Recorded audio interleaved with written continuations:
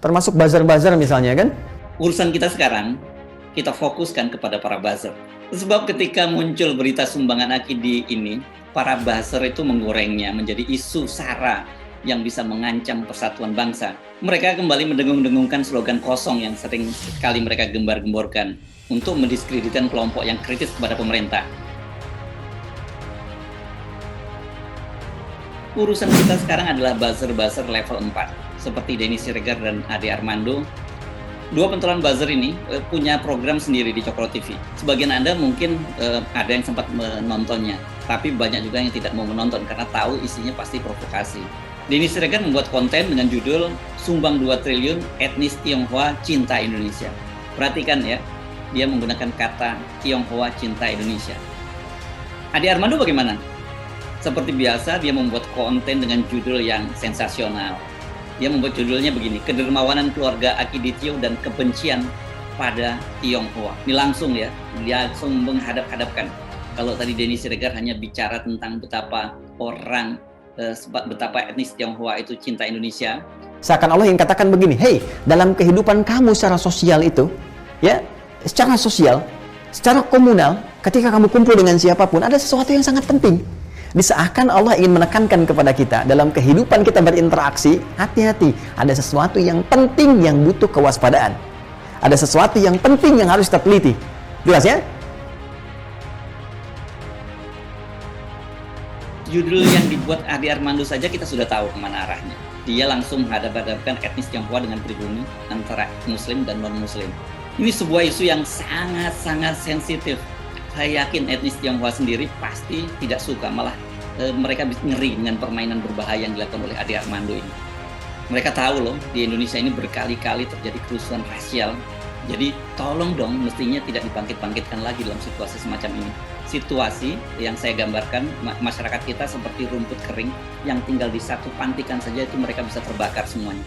Dan Ade Armando memainkan permainan yang sangat berbahaya ini. Secara percaya diri Ade Armando bahkan berani menantang. Ini bantuan Tionghoa, mana bantuan pribumi. Ada namanya Nyonya Nurhayati Subakat. Dia pemilik Wardah Kosmetik. Dia kan menyumbang untuk penanganan COVID dan meminjam sekali lagi bahasa dari Ade Armando ini duit semua, bukan pasir loh. Saya yakin Ade juga tahu Nurhayati Subakat adalah orang Minang.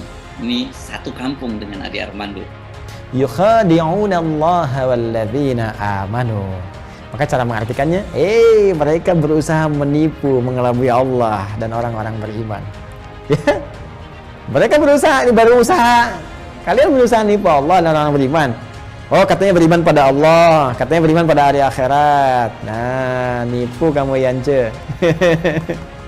Berusaha nipu ya, mengelabui ya. Wa ma yakhda'una illa anfusahum. Tuh, yang kedua, yang satu yakhadi'un, yang kedua yakhdaun. Ya, sebenarnya tipuan kamu itu untuk diri kamu aja. Jadi, ke orang beriman, ini gak akan mempan. Sifat munafik bagi orang beriman gak akan masuk. Dan terbaca, karena diberikan perlindungan oleh Allah Subhanahu wa Ta'ala. Dan itu hanya akan kembali pada dirinya dan orang-orang yang setipu dengannya.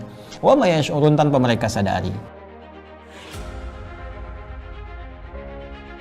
Saya betul-betul sekali lagi menyatakan bahwa saya tidak sepakat. Meskipun saya bersahabat dengan Ade Armando, saya menyatakan bahwa narasi kebenciannya terhadap Islam ini sangat-sangat berbahaya. Dan anehnya dia sendiri adalah seorang muslim.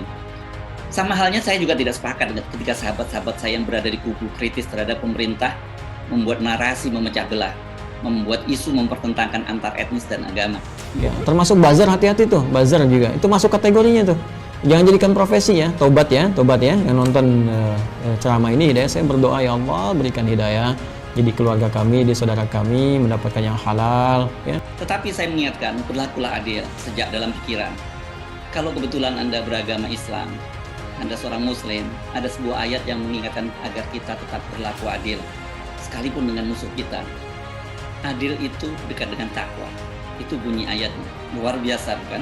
Melalui forum ini kepada para buzzer, mulai dari buzzer level 1 sampai level 4, atau bahkan kalau ada buzzer level 7, berhentilah membuat narasi memecah belah bangsa, menghadap-hadapkan muslim non-muslim, pribumi versus Tionghoa. Sadarlah, negara kita ini sedang sakit parah. Bila salah mengelola, kita akan tercebur ke dalam jurang krisis yang sangat dahsyat.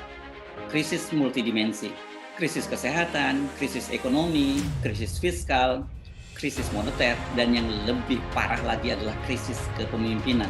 Siapapun, dimanapun, dalam aktivitas apapun, ada golongan ketiga ini yang juga sangat berbahaya dan harus diantisipasi, waspada, tapi juga direspon dengan tindakan yang terbaik, yang elegan, ya. Nah, apa diantaranya mereka ini? Diantaranya kata Allah punya sifat-sifat yang tidak konsisten antara hati dengan tindakannya, kadang-kadang antara lisan dengan perbuatannya.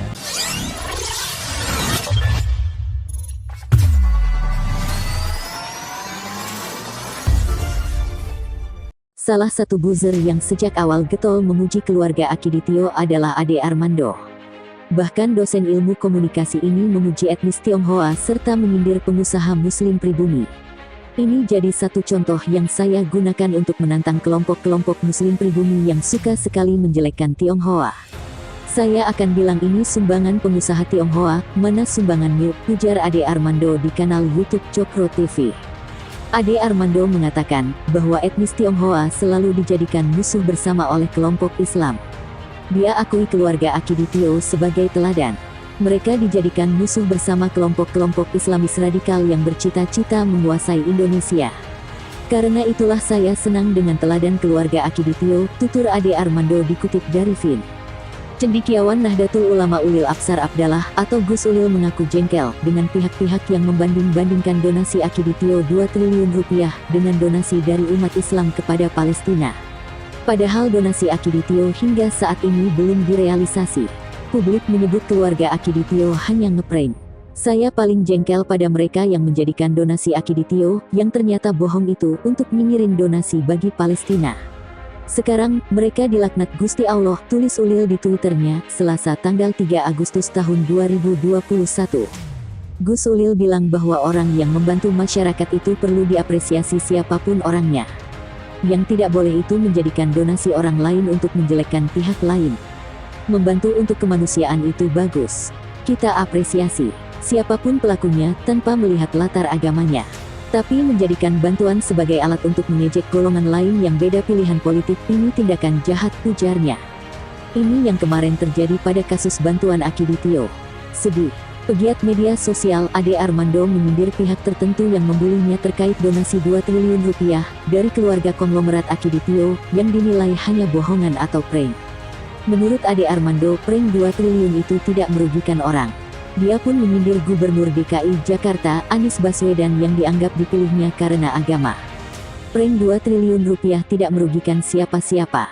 Bandingkan dengan prank memilih gubernur seiman yang menghancurkan bangsa, tulis Ade Armando di akun Twitternya, Selasa tanggal 3 Agustus tahun 2021. Sejak awal Ade Armando memang getol memuji keluarga Akiditio. Dia bahkan membuat video di akun YouTube Cokto TV dan memuji etnis Tionghoa serta menyindir pengusaha muslim pribumi. Ini jadi satu contoh yang saya gunakan untuk menantang kelompok-kelompok muslim pribumi yang suka sekali menjelekkan Tionghoa. Saya akan bilang ini sumbangan pengusaha Tionghoa, mana sumbanganmu, ujar Ade Armando di kanal YouTube Cokro TV. Ade Armando mengatakan bahwa etnis Tionghoa selalu dijadikan musuh bersama oleh kelompok Islam. Dia akui keluarga Akiditio sebagai teladan. Mereka dijadikan musuh bersama kelompok-kelompok Islamis radikal yang bercita-cita menguasai Indonesia. Karena itulah saya senang dengan teladan keluarga Akiditio, ujarnya.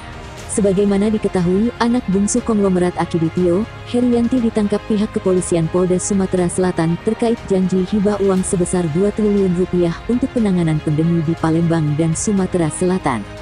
Sebab janji itu tak kunjung direalisasi. Padahal acara penyerahan dana hibah itu telah dilakukan secara simbolis, yang disaksikan oleh Gubernur Sumsel Herman Deru, Kapolda Sumsel Irjen Pol Eko Indra Heri S. Herianti akhirnya dijemput langsung oleh Dirintelkam Polda Sumsel Kombes Pol Ratno Kuncoro ke Mapolda Sumsel pada Senin siang sekitar pukul 13 waktu Indonesia Barat.